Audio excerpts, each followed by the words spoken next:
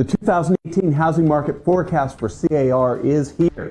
It's 113 pages, so I'm going to break it down into three parts.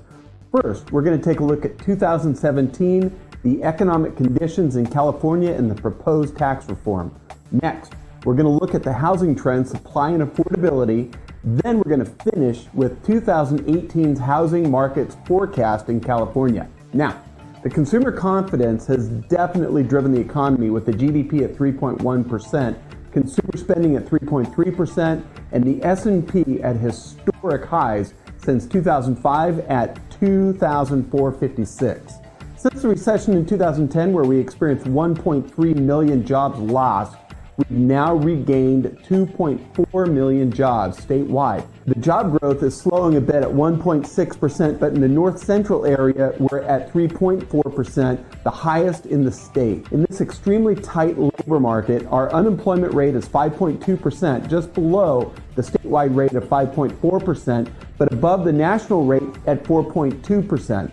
The biggest job growth this year has been in the construction industry at 6%, which is great news for our inventory shortfall as we start seeing it coming on board. Construction is followed by education at 4% and healthcare at 2.7%. The real estate industry comes in at number 7 on the list at 1.5%. Mortgage rates surged post-election and have been holding the Trump bump all year long, with the 30-year fixed rate currently hovering about 3.85%. Now, let's look at tax reform. President Trump's tax reform proposal includes changes that will increase the cost of home ownership. 48% of those surveyed expect housing prices to remain the same or flat, and 57% expect housing sales to actually go down. There are two provisions on the individual tax reform proposal. Number one, doubling the standard deduction. Number two, repeal the state and local tax deduction. The proposed tax reform should lead to fewer sales transactions, as the tax incentives of being a homeowner vanish for many who want to purchase a property. Home sales would decline 3.4% if the proposed tax reform were to be implemented. The decline in home values would also lead to homeowners' reluctance to put their property on the market and further tighten up the housing supply condition in California. An estimated 1.5% would be lost in the first year after the implementation of the tax reform. The tax incentives for homeowners could be obliterated. First-time home buyers, $100,000 income, that would be a $437,000 home. Federal tax incentives to own versus rent drops from $3,291 to zero in the fiscal year.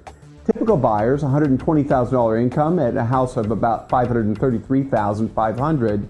The tax incentive drops from about $5,782 to about $362 in the first year.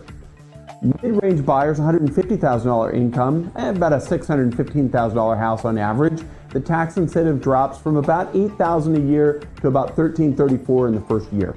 High-end buyers such as San Francisco, Los Angeles, metro areas with home incomes of about $200,000 and homes of 1.2 or so, the tax incentive actually drops from about $16,600 to about $5,725 in the first year.